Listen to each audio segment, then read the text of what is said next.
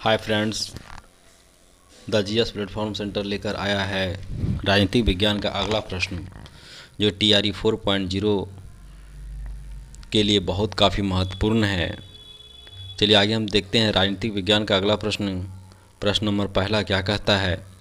प्रश्न नंबर पहला कहता है, मनुष्य जन्म से स्वतंत्र है परंतु बेड़ियों में जकड़ा है, किसने कहा है? तो यह जो कहा है रूसो ने कहा है। किसने कहा है? रूसो ने कहा है। इसका व्याख्या हम देखते हैं क्या कहता है। व्याख्या में कहता है कि रूसो के अनुसार संपत्ति के प्रादुर्भाव से मनुष्य की स्वतंत्रता परतंत्रता में बदल गई, जिसको लक्ष्य करके वह कहता है कि मनुष्य स्वतंत्र उत्पन्न होता है किंतु वह सर्वत्र बेड़ियों में जकड़ा हुआ है। इसकी पुस्तक है द सोशल कॉन्ट्रैक्ट 1762। अगला प्रश्न है प्रश्न नंबर 2।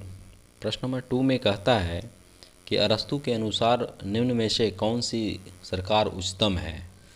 अरस्तु के अनुसार, तो अरस्तु के जो अनुसार जो सरकार उच्चतम है वह सरकार है शासन तंत्र। इसका व्याख्या देखेंगे क्या कहता है।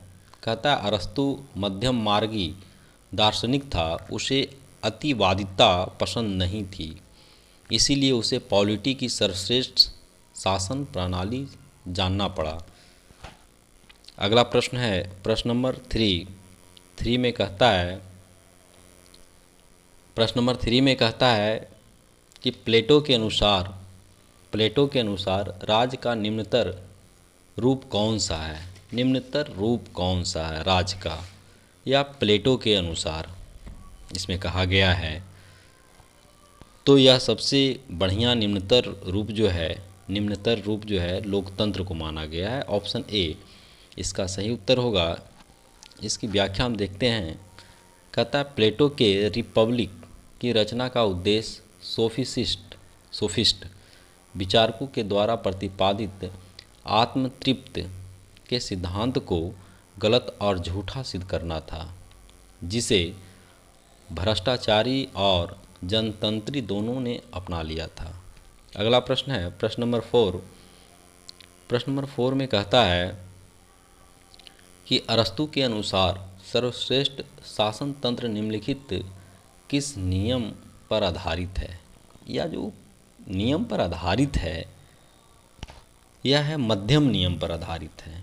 अरस्तु के अनुसार कहता है अरस्तु जो है मध्यम मार्गिक दार्शनिक था, उसे अतिवादिता पसंद बिल्कुल नहीं था, अतः उसे राजतंत्र एवं कुलीन तंत्र के स्थान पर पॉलिटी को ही सर्वश्रेष्ठ शासन प्रणाली माना। उसने माना था, किसने माना? अरस्तु ने, जो लोकतंत्र और गणतंत्र का सम्मिलित रूप है।